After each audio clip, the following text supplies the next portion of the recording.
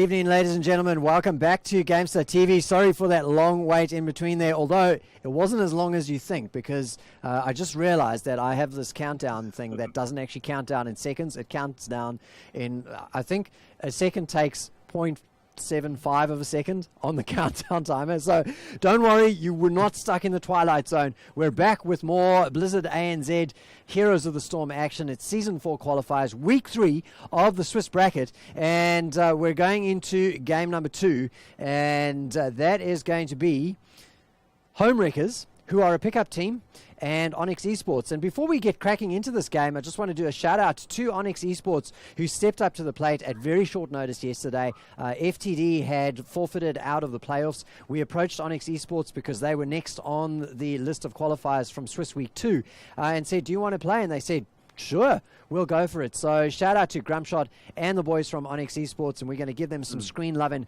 tonight as well. So to take you through the match on what is the Towers of Doom is Disco Kerr and GL Phoenix. Take it away, Disco. All right, so we are on Towers of Doom. Exactly like Crisis says, is Homewreckers versus Onyx Esports. Onyx Esports, a long-standing team in the hot region, but Homewreckers, the GL, these are the new boys on the block, or a pickup team on the block.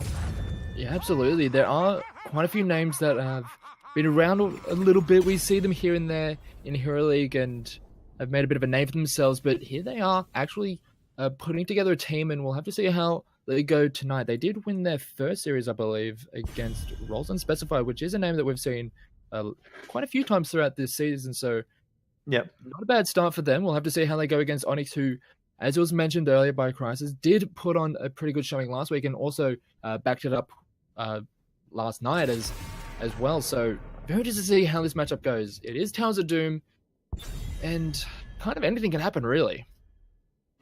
Well, we were just talking about this on the break, going to Towers of Doom and what we'll probably see, and we're just describing that on this map, you kind of want a little bit of everything in your team composition, in your team lineup.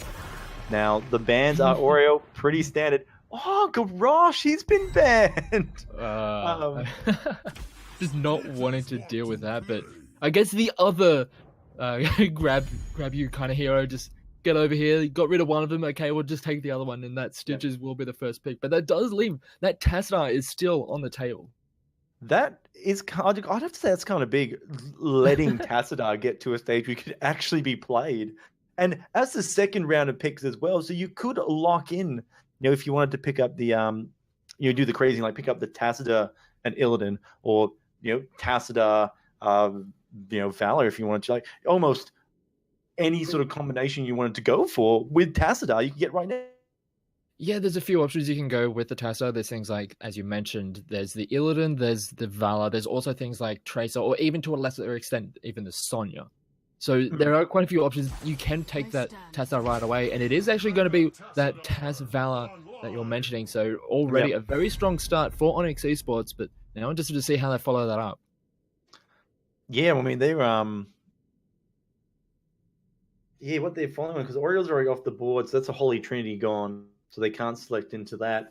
But what's going to be sitting with Stitches? They're sort of going to... To be honest, I believe it's going to be an Uther logged in, because you really don't want to allow that through to pair with that Tassadar. Yeah. Alongside any Trinity combo, an Uther is really good. So, and also the Uther alongside the Stitches is a pretty decent combination. It's very similar to what you expect from a Stitches Mouth or a Stitches KT, where you hook them in and get that immediate follow-up crowd control, and then just continue the damage from there. So it would be pretty good for that. Yeah, and the interesting thing with that is that you just talked about, they could pick up the Malfurion, they got options. They could opt to ban, they have a set of bans coming up. They could ban Uther and take Malfurion if they still wanted that option. And having said that, Malfurion into the Sonya. So, and in the next set of bans which are coming up now, they'll probably, I would dare say, they will ban out Uther. Who are we going to see banned out from this side, though? Well, we're starting to look towards damage dealers, and I think something like a Cassia would be a reasonable ban because of the reliance on Valor in this composition to output a lot of the damage. The Cassia can deal with that quite well with her blinds and with just her sheer damage in response, she can kind of deal with that Valor. And in essence, a lot of what that kind of composition wants to do. Yeah. So I wouldn't be surprised to see a Cassia ban on the side of Onyx Esports, whereas, as you mentioned, on the side of Homewreckers, wouldn't be too surprised to see the Uther ban, because you really don't want to allow that one to go through with that combination. Yeah, you're just sort of like handing them all the tools, all the bits for their kit to stun out a target, DPS it down. Opting to remove the Chromie. Like, there is potential play. Obviously, Chromie can artillery shot, like long distance shot onto the objective, stop a capture of a tower, and she can almost, let's say, like, do it single handedly and be relatively safe, as long as you're not being silly. So it's not a bad ban. And also another thing with the Chromie is that she kind of almost she just outranges the Valor. So sure, she can do a lot of damage, and the Valor can sustain herself with the Tassa, but if she is out of range, so she can't deal damage and has been bursted down so far that she's too scared to move anywhere, it's kind of almost a semi-counter to that playstyle. So it makes a bit of sense to take away that Chromie, but that will leave over that Cassia that I mentioned, and there is that Uther ban. Yeah. And we saw that coming. We're pretty predictable. Chromie was a bit of a surprise. So we got Valor, we got Tassadar. How are we going to follow this up? I mean, there's a lot of tanks still on the board. They really haven't been removed. Do you think they might just run to a traditional grab? Maybe pick up Arthas. Maybe go into an Arthas and look at maybe a Genji to sort of dive on the back line, sort of try and punish the Malfurion, or there's a Nubarak. Well, there's a Nubarak. Could even go towards the Rhaegar just to lock in that secondary support right now, and then leave that last pick open for a little bit of flexing. But the Nubarak, he's just still very strong, brings a lot of crowd control, brings a lot of utility to his kit, and also if he does get hooked in, as long as those roots aren't already there, it is already blown up in that time, he should be able to get out with that Burrow Charge.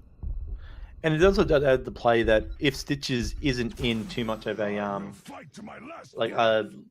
if Stitches is in an exposed situation, you can actually have a Nubarak follow up with a hook target to provide interruption while the team tries to overrun the location Stitches are hooked to. Ooh, interesting. Let's see the Sylvanas. It's not something we see too often, and although that Cassia I was very much expecting, the Sylvanas not so much. It's not really a pick that we see too often. She does turn up on a few maps here and there, but it's very interesting to see her picked up here. They looks like they will be wanting to just shove down towers and try and just apply a lot of pressure. And she's the siege, and obviously she's the sieging option as well for the team. Right now, I don't think we see much on Onyx as a siege option without the team being there. Without a 4 or 5 man push going on. Do you think they might opt to try and go into a siege option like the Sylvanas, or do you think DPS? Are we going to get some more damage on the board? Well, to be honest, they could go pretty much anywhere. If they want to go for a secondary tank and just put a lot of all the marbles into the Valor basket when it comes to damage, they could go for another DPS, as you mentioned, and then put all your marbles into an Nubarak in the tanking department. Or they could go for a specialist, something like an Abathar or even the TLV that we saw in the last game. Just try and play around the map in that way. But it is going to just be standard tank play. It's going to be that Arthas. So, as I mentioned, it's going to be a lot of hope put into that Valor, and she's going to need to output those large damage numbers, which could be a bit of a problem when there's that Cassia on that other side. Yeah, saying that, speaking of the Arthas, though, Arthas is considered to be one of the higher damage tanks with getting in there and slapping his trait down, which just empowers his Frostmourne sword, so he can dish out the damage on a target. And the Stitches now has there's 3 targets on Onyx which are actually really poor for Stitches to hook in. The Arthas isn't too bad, but he's still a tank. A Nubarak can jet out, and obviously Tassadar, well, he just disappears. Yeah, you kind of want to hook in that Val or the Rhaegar. Some of those targets that aren't going to have the most efficient ways of getting out. Sure, that Arthas could also be another one of those targets because he doesn't move very fast. He makes other people kind of slow down a little bit as well, but he's not going to be moving too fast. And with the amount of damage on the other side, on the side of Homewreckers, they could really put a lot of pressure onto that Arthas on that front line. They surely could. But here we are. We've loaded into Towers of Doom. It is Homewreckers versus Onyx Esports. On the blue side is the Homewreckers, where we have Stump God playing as Sonya. Immune will be Stitches. Holy Grail will be Sylvanas. Touch Me is Cassia. And Clarity is Malfurion. And on the red side, we have Onyx Esports. We have Grumshot, the man himself, on the Tassadar. We have The Fish on Valor. We have AC the Man on Anubarak. Happy Chap, 31 on Arthas. And we have Blood Spiller on the Rhaegar. Ooh, I'm excited here. So early game, this is something that we see a lot with teams that do pick up Sylvanas, the one rare time we see him, and they rush a lane, see if they can get a tower. Now the Fish did a little bit of scouting, but Val is by herself. That could be early game death aggression. Doesn't quite get it. They are trying to commit to the tower. Stump God, where are you? How did that happen? She kind of just jumped the wall. She didn't want to wait until it went down, just wanted to get in there immediately, but a bit unfortunate for that. Yeah, they did get the tower, but they do give up that first blood, and it will just level out in that sense. But we already have Happy Chap on the Arthas pushing on the bombs on the top side, so they will be able to get the first little bit of push and a little minor bit of an experience lead. Not too much to write home about though. Yeah, countered by that. That I don't even know what that was. But yeah, countered by that. We see Sonya rotating up now to try and deal with the threat of Arthas in the top lane. Neutralized lane, we're not going to see much from them because both can self-sustain. Big hook comes on the Fish, pulled in the bottom lane. The Malfurion Roots does not connect. Bolts out of the way in time, but there's big follow-up. Are they going to do any more? No, they have turned back. But ooh, Stitches, Cassia, and Malfurion. They felt a nice little kill there, but they didn't quite finish. Yeah, it's just a little bit too much to burst through all of the healing, all of those shields. Just a little bit too much to just punch through with just, essentially just the Cassia damage. Sure, they can at least force away their opponents, but we will have to wait until we get a little bit later once we start getting those towns and really start pumping out that damage. That we can really start to see those hooks pose a lot of threat to the very squishy members of Onyx Esports. All right, the next objective, or the objectives have spawned up. We look like the red team is going to pick up the bottom one. Kawari is there. He's doing a little bit of poking, but Touch Me's coming, taking a lot of damage, being punished for being in position with now his teammate. It's actually Rhaegar that will fall. The Fish could be in a lot of trouble now. They are trying to overwhelm the situation. The blue team is doing a great job. That's the Homewreckers. They've zoned them out. Each side's picked up a tower, and then the second set of towers got a Homewreckers. But wow, a pause has been called because there's been a bit of a DC issue on the side of Stump God. But Cassia went in hard, and Valor just turned around and just dropped. Yeah, that was very close. I mean, Touch Me, as you mentioned, went in real aggressive. I was very worried for her when that blind did not actually hit the Valor, so she was able to pump out a lot of damage and force that Cassia into a very, very unfavorable situation. Managed to get back to the rest of the team though, and the rest of the team just turned the aggression right onto the members of Onyx Esports, turning that fight around, managed to get that pick and control that bell tower for that first point. All right, so just while we're waiting for Stump God's connection to reestablish, let's look at these talents for a little bit. And one thing I want to highlight, because we don't see a lot of Sylvanas, so let's highlight some of her talent choices. So level 1, she's taken Mercenary Queen, and while again she's not a common character we see, obviously Mercenary Queen's taken for the increased damage for the pumpkin minions, the siege minions, to run down the lane and blow up buildings. So we talked about it being the sieging option, and that's exactly what we're currently seeing. Yeah, absolutely. They want to push down those bell towers. They want to force Onyx Esports into a very reactionary game where you're losing towers and having to respond to the pressure. So those empowered Sapper camps will be able to help out with that kind of playstyle. And another talent choice that I kind of want to point towards is the full Moonfire build coming out from this Malfurion with quality gone on that one. So he's wanted to get that poke damage going pretty good, especially when we get into those bell towers. We saw at the very start of it, it looked like the Valor was going to be able to pick that one up, but quality coming down with that Malfurion, just poking away with those Moonfires, it's going to be pretty decent as we get later and later into this game. Those Mirfires will start to be a bit of a pain to deal with on the side of Onyx Esports.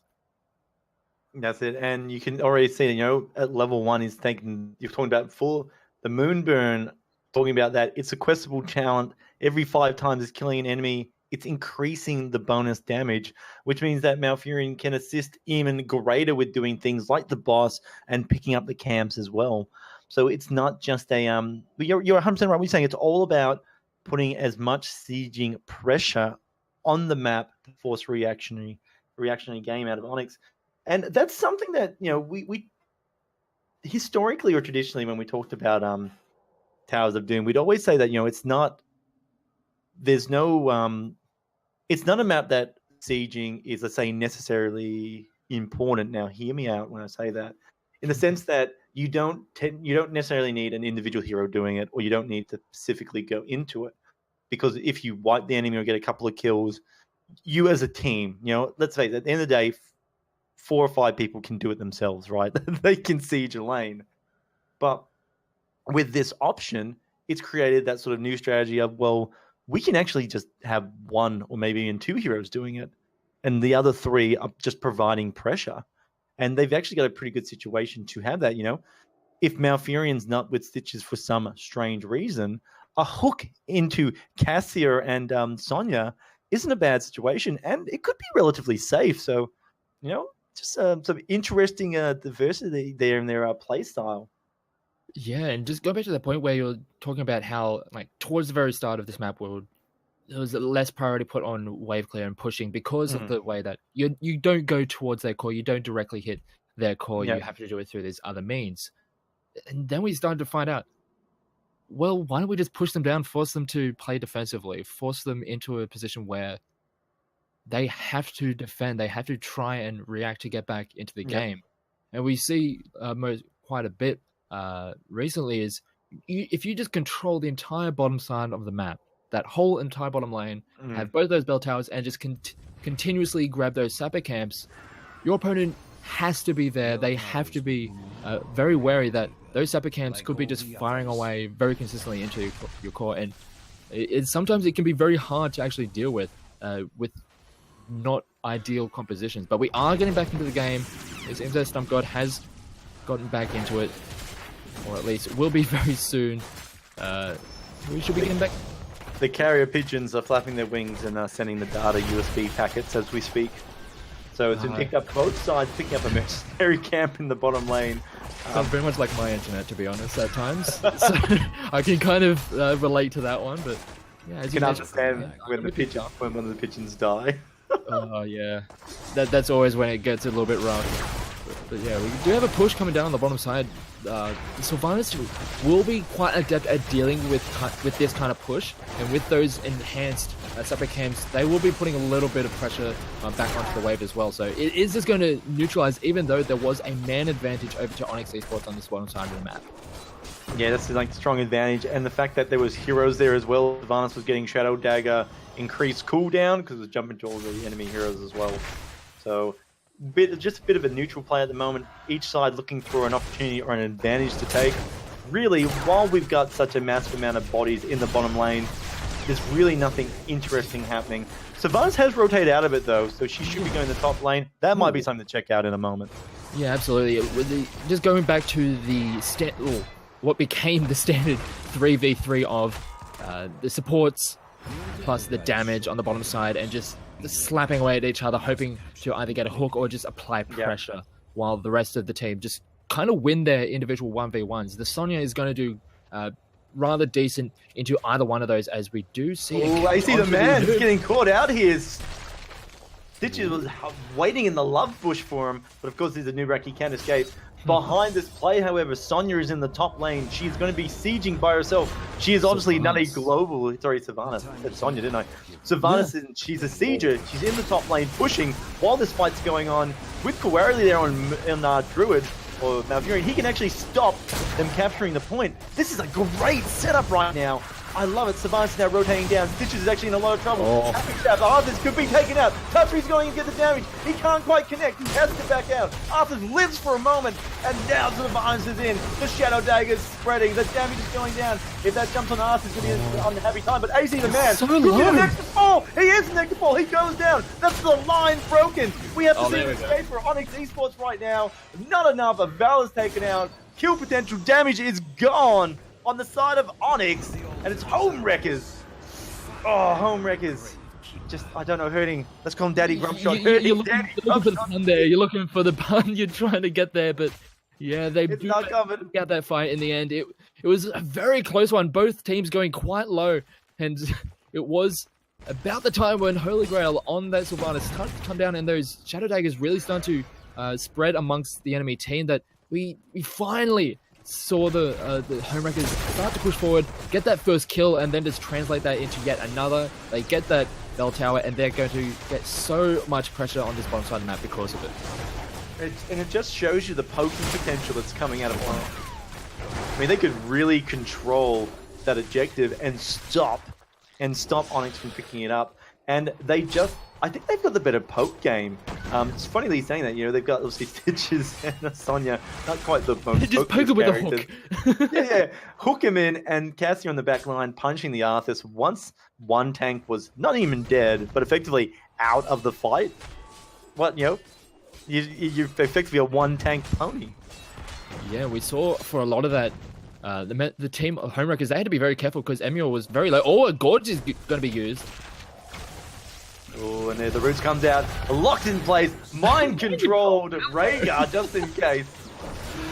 I think there's a little bit of overkill there. They got the kill, but had to make sure of it. But that is going to be one tool that they can't use right now. Oh, the hook again! The Roots missed! Valkyrie! Doesn't matter, look at that! The Valkyrie comes out, and it will net them 2 more kills. Oh, was the mind control wasted? It doesn't matter. Imagine if they didn't waste the mind control. What else they could do now? Oh wow, that kind of went from 0 to 100 in the blink of an eye. They were just pushing in. Sure, they were going to essentially get that bell tower because of the man advantage, but that hook down onto the fish managed to just completely just turn. Hook, line, and sinker. Yeah, and then I guess we have another hook with the Valkyrie coming out of the Cassia, and then there's the Twilight Dream, which is completely denied any comeback from that fight. But we do have the boss being taken by Onyx Esports, so very good to see that they recognize where all the pressure is coming down from Homewreckers and trying to get something elsewhere on the map. It also stops, right? Right now it stops Homewreckers. Like, they could just go down to the bottom lane and defend it. But they've come back. Right, they're going to go to the top, get the boss, and then go down to the bottom and deal with that situation. It stopped Homewreckers from picking it up. Oh, now the Cocoon is used, as is the Gorge, and it looks like they're trying to get a fight here. Oh, never mind. Gone again. Yeah, that's a lot of damage, and that Ancestral just not there in time, and there's at least a couple of shots going over to the core. Grump shot. Is he going to fall behind his Zuri spaceship? Oh. He doesn't get away. The moon. Oh, look at that moon. Clarity. Oh, he is blowing people up left, right, and center. He got the double kill with that Twilight Dream earlier, and another one just then with that Moonfire. He's putting a bit of a show with the Boomkin. Oh, he is. He's doing a good job. Nice hook comes out there. Gets Arthur. Can he escape? There's 3 members on top of him now. Nice mind control. Puts him in no man's land, and Pipey Chap.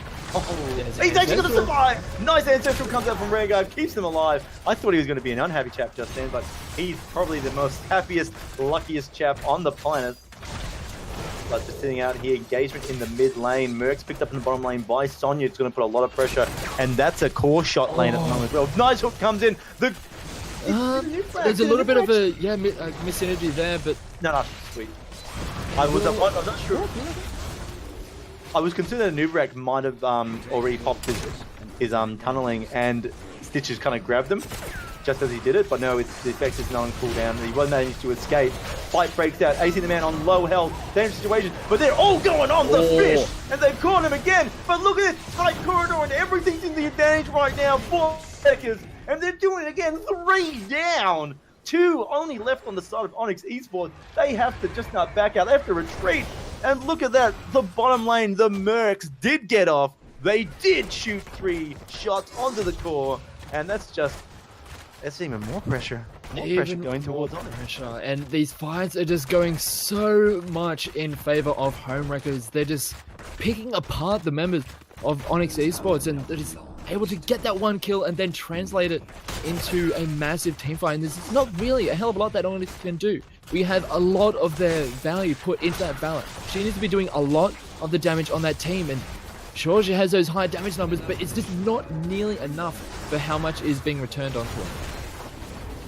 Yeah, she's just too much pressure on her during the fight. Oh, she's been mind controlled. That's bad. Integrity didn't hit her, but it doesn't matter because Big Silence comes out, puts him in. And they see the man Valkyried into the Valhalla, and we won't be seeing him anytime soon. One thing that I'm starting to see with this composition is just a lot of, as a Gorge gets used, it's a lot of, let's just bring the fight to us. As wow, Stitches takes out another target. Happy Chap went in, the Ancestral Heal does come on. Now is he going to be able to escape this? He needs to be alive because right now Onyx is doing a lot of offset timers. Misses the hook, doing a lot of offset death timers now, and that is really bad because we are getting to the mid to late stages of the game now. Yeah, I was saying, like, these fights, like, it's very hard for Onyx to get anything set up. It's either a Valkyrie, it's either a hook, it's either the Valkyrie. There's so many things that they need to worry about to just not get picked out. It's so hard for them to play around, and being this far behind, they're down 3 levels, they're down an entire talent tier. They're losing structures all over the map. They're playing a reactionary game, and now that there's 3 altars activated, well, with only 8 HP on their core, it's going to be a very, very tough shot for them to get back into this one. Oh, Valkyrie goes in, misses Rhaegar. Thank his lucky stars. Habjap's in the thick of it. He does have to back out, taking long. That is not good. The AZ the man is actually the one to fall instead. Mind-controlled Valor. Goodbye, see you later. No, does manage to get out with the, using the strafe, I guess. But it's not enough, does get picked off eventually. Touch me! A second kill finally on the board for Onyx, but they had to trade 4 members to do it. I'm starting to think that they'll be okay with that, because in the end they do get that camp pushed into the base. They will get the last altar, and that is going to be it. They have the extra bell tower, so that is going to be the 5 shots, and that is going to be the game. GG, Homewreckers take it. That was Towers of Doom. Onyx Esports falling to the Homewreckers in a, unfortunately, a very one-sided situation.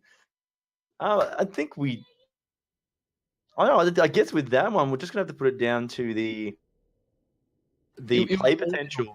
Because the amount of picks, I believe, was just too much for Onyx to kind of deal with. They had this composition that if it was just straight up 5v5 slapping away, we saw that one fight, it was very close. But in the end, kind of the pick potential ended up reigning supreme. It was very hard for them to kind of get back into it. Once they started falling behind, they were down levels, they were down map position, and it was just a real struggle for them. But solid effort regardless, so always enjoy watching Onyx and see what they bring out week by week. I think something to look at for Onyx side is that they had some really interesting talent selection and choices across the board of their team. We won't go into them a great deal, but very quickly, Valor, the Fish has a very interesting build, wasn't quite optimized for damage. And even, Arthas, at level 7, picking something like Immortal Coil as opposed to what we traditionally see in the, Icebound Fortitude. So I think there's a couple of little bits like that they may want to readdress for following weeks. But yeah, that was it. So Towers of Doom, the picks were just too strong in the side of Homewreckers, both in their heroes and the enemy heroes during the game. If you had to give someone an MVP in this game, who would you give it to, GL?